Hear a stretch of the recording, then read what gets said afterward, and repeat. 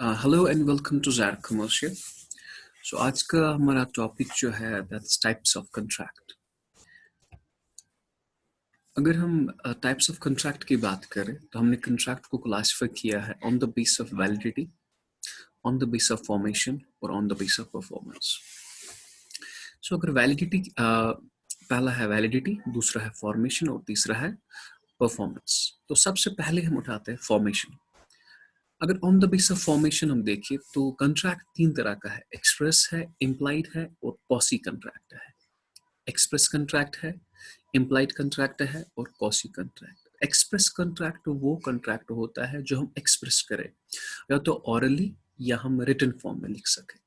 So the contract which is expressed by words or in black and white means written at the formation of the contract is called express contract. वो contract जो हम express करें, exclusively express करें। Sir आप हमें पढ़ाओगे? मैंने कहा हाँ मैं पढ़ाऊंगा, फी इतना है। It is express contract because you have expressed it orally. या अगर रिटर्न में हम लिखे that is express contract. So orally या रिटर्न में तो उसे कहते हैं express contract. It is further of three types. ये भी तीन तरह का है, एक्सप्रेस कंट्रैक्ट भी तीन तरह का है। पहला ऑरल कंट्रैक्ट, समझ आया आपने। Second one is written contract. Oral mean जो आप जुबानी बोले, रिटन मीन जो आप लिख के दे, और तीसरा जो है दैट्स व्हाट नया है, e commerce contract. The contract with the aid of internet, that is what you call the e-commerce contract, or all the digital documents are is equivalent to जो हमारे ट्रेडिशनल डॉक्यूमेंट है होते हैं, written document होते हैं। So digital document होते हैं written document के बराबर। सो पहले हमने कहा एक्सप्रेस कंट्रैक्ट वो कंट्रैक्ट होता है जो हम एक्सप्रेस करें या तो ऑरली या हम रिटन फॉर्म में लिख सके। आज हम लिख सकते हैं थ्रू नेट पे। सो इसलिए एक्सप्रेस कंट्रैक्ट तीन तरह का है, ऑरल, रिटन और e commerce contract. Now second one is implied contract. Sir implied क्या होता है? इम्प्लाइड कंट्रैक्ट वो कंट्रैक्ट होता है कि ना ही आपने ऑरली बताया, ना ही आपने लिख के दिया, then how come it is contract? For example मैं आपको एक एग्जाम्पल देता हूँ कि आप एक रेस्टोरेंट में गए और वहां पे आपने अपना लंच किया, और लंच किया, क्या आप निकल सकते हैं सीधे? नहीं। सो आपने ऐसी एक एक्टिविटी की सो जो आपको मजबूर करेगी, नहीं आपने पैसा देना ही देना है।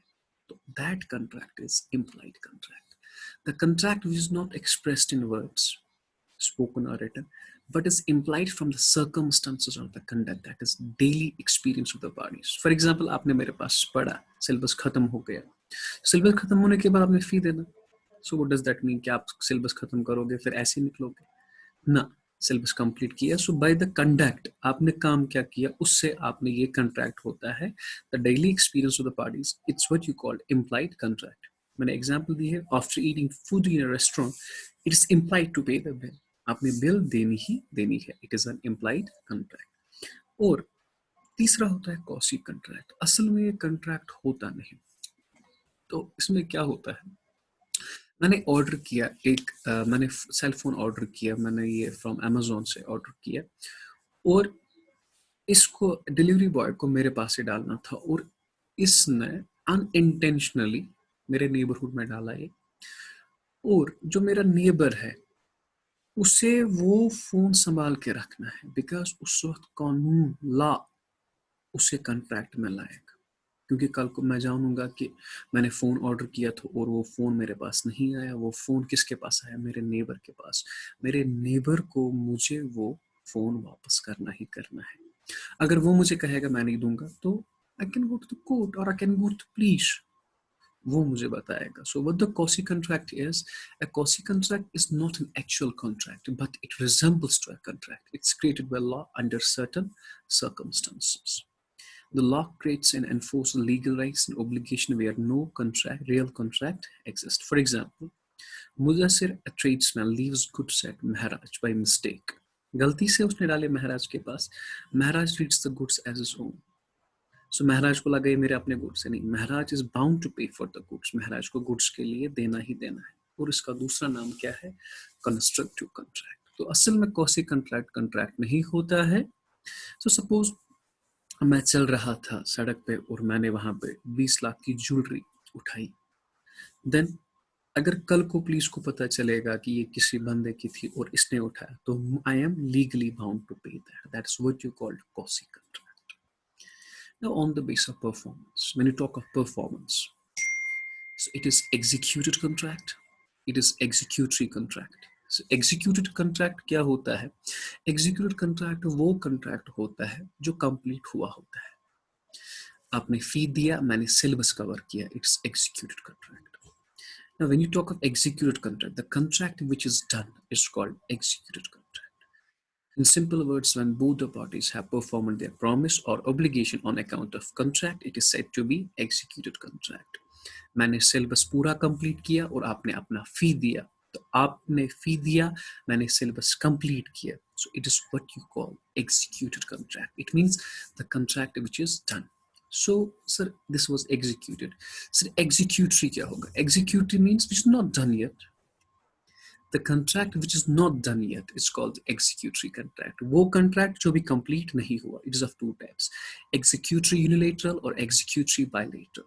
When you talk of executory contract, so executory contract दो तरह का है. पहले incomplete होता है. Suppose आपने fee दिया, मैंने syllabus cover नहीं किया. It is also executory contract. या आपने fee भी नहीं दिया, मैंने पढ़ाया भी नहीं. It's also executory contract. अभी ये complete नहीं हुआ. जब एक पार्टी ने अपना प्रॉमिस कंप्लीट किया, दूसरे ने नहीं किया, तो उसे कहते हैं यूनिलेटरल. जब दोनों ने अपना प्रॉमिस कंप्लीट नहीं किया, उसे कहते हैं bilateral. So not done on account of executory unilateral, not done on account of one party, not done on account of both the parties. I hope you're getting. Executory contract वो contract होता है जो भी complete नहीं हुआ. So उसे कहते हैं executory contract. Now executory contract is of two types. First one is executory unilateral and the second one is executory bilateral. Executory unilateral not done on account of one party. एक party ने अपना promise complete नहीं किया होता है, एक ने किया होता है, दूसरे ने नहीं किया. फॉर एग्जाम्पल, मैंने पढ़ाया, आपने फी नहीं दिया. मैंने अपना प्रॉमिस कंप्लीट किया, आपने अपना प्रॉमिस कंप्लीट नहीं किया. सो एग्जीक्यूटरी बायलेटरल, आपने फी नहीं दिया, मैंने पढ़ाया भी नहीं अभी. That's what you call the executory bilateral, the contract which is not done on account of both the parties. So इसके बाद अगर हम on the basis of वो देखते हैं वैलिडिटी, पहला है वैलिड कॉन्ट्रैक्ट, दूसरा है वैलिड एग्रीमेंट, तीसरा है voidable contract, fourth one is void contract, fifth one is illegal, and the last, that is unenforceable contract. Now what is valid contract? The agreement possesses all the essentials of a contract. It's called a valid contract. ये वो contract होता है जिसमें सारे के सारे essentials होते हैं. In other words, an agreement which is enforceable is valid contract. इस contract में offer भी होगा, acceptance भी होगा, consideration, free consent, competency of parties. All the essential points will be there. That's what you call a valid contract. So what is void agreement? Please इस बात का ख्याल रखें, मैंने void contract नहीं लिखा, मैंने void agreement लिखा. Void agreement क्या होता है? An agreement not enforceable law is a void agreement. जो कानून में दर्ज ना हो उसे कहते हैं void agreement. The agreement which does not fulfill any of the essential elements of contract which is prescribed under section 10 is called void agreement. जिसमें कोई ना कोई essential missing होता है. For example, an agreement becomes void when any of the following thing happens. The first one, where both the parties to an agreement are under a mistake of fact. गलती से हम agreement में आए. आप for example, आपने कहा मैं first year पढ़ाओगे, मैंने कहा हाँ मैं पढ़ाऊंगा. मुझे लगा कि आप आगे बीकॉम पढ़ने और आपको लगा हम बीएससी पढ़ने आ रहे हैं. सो गलती से हो गए तो it's what you called void agreement. When the consideration or object of an agreement is unlawful. Object अगर मकसद होगा आपका कोई गलत इस कॉन्ट्रैक्ट में आने का, तो वो भी क्या है? void agreement, unlawful. An agreement without consideration is void. वो एग्रीमेंट जिसमें कंसिडरेशन ना हो. What's consideration? It is the price for which the promise is made. Now थोड़ा बहुत मैं बताता हूँ. वाइड एग्रीमेंट वो एग्रीमेंट होता है which is not enforceable law. लेकिन एनफोर्सेबल लॉ कब नहीं होता? सो एक एग्रीमेंट कब होता है? वाइड एग्रीमेंट वो तब होता है जब दोनों पार्टी गलती से हो गई हो, या कंसिडरेशन और ऑब्जेक्ट इज अनलॉफुल, या an agreement without consideration is void. No void is voidable contract. Voidable contract वो होता है जिसमें free consent missing हो. So an agreement which is enforceable at the option of one or more of the parties thereto, but not at the option of other or others, is voidable contract. मेरे हिसाब से तो ये कानून में दर्ज है, अच्छा है, लेकिन आपके हिसाब से तो जबरदस्ती है, दूसरी पार्टी के हिसाब से तो ये जबरदस्ती है या उसमें free consent नहीं है. That's what you call voidable contract. This happens when the essential elements of free consent in the contract is missing. जब free consent missing हो तो उस contract को कहते हैं voidable contract. Now listen to me, my dear. जब free consent missing हो उसे कहते हैं voidable. So when the consent of a party to a contract is not free, that is caused by coercion. Coercion means जबरदस्ती. Undue influence means अपनी authority का गलत फायदा उठाने या misrepresentation, गलती करना unintentionally, और fraud. Fraud का मतलब है committing mistake deliberately. जानबूझ के आप गलती करते हो, that's what you call fraud. The contract is voidable at his option. So पहला हमने पढ़ा valid, दूसरा पढ़ा void, तीसरा पढ़ा voidable contract. Now इसके बाद the party whose consent is not free, वो पार्टी जिसकी कंसेंट फ्री नहीं होती है उसे कहते हैं एग्रीव्ड पार्टी और कहते हैं इनोसेंट पार्टी. इंपॉर्टेंट पॉइंट्स है, वो पार्टी जिसकी कंसेंट फ्री ना हो उसे कहते हैं एग्रीव्ड पार्टी या कहते हैं innocent party. The aggrieved party has two options. उसके पास दो ऑप्शन होते हैं. Either it may continue with the same contract, that's it affirms it, या तो ये एक्सेप्ट कर सकती है या इसे अवॉइड कर सकती है. अगर इसने एक्सेप्ट किया तो ये बना valid contract. If the aggrieved party affirms the contract, then the contract becomes enforceable, that becomes a valid contract. Now void contract क्या होता है? Void contract पहला था void agreement. Now void contract. A void contract is a contract which was a valid contract when formed. पहले था ये void contract. जब हमने ये बनाया तब था ये valid. लेकिन कुछ गलती, but because of supervening impossibility of performance, it becomes void. In simple words, if a contract becomes impossible to form without the fault of promiser, but because of some later event that is outside the control of the promiser, then such a contract becomes a void contract. For example, say, my dear, मुझे पढ़ाना है, मुझे कुछ class को पढ़ाना है, तो अब बाहर से कोविड-19 हो गया, इसमें मेरी गलती नहीं है, आई एम अ प्रॉमिसर, मेरी गलती तो नहीं है, तो इट वाज वैलिड, पढ़ने आए बच्चों ने फी दिया, तो अब मुझे पढ़ाना था. So because of the some outside situation ये कॉन्ट्रैक्ट पूरा ना हो सका, उस कॉन्ट्रैक्ट को हम कह सकते हैं वॉइड कॉन्ट्रैक्ट. आई होप ये आपको क्लियर हो गया. Now the performance in a void contract may be excused to change law and impossible because of destruction. आप देख सकते हैं यहाँ पे मैंने कहा ये void contract कब बंद हो सकता है?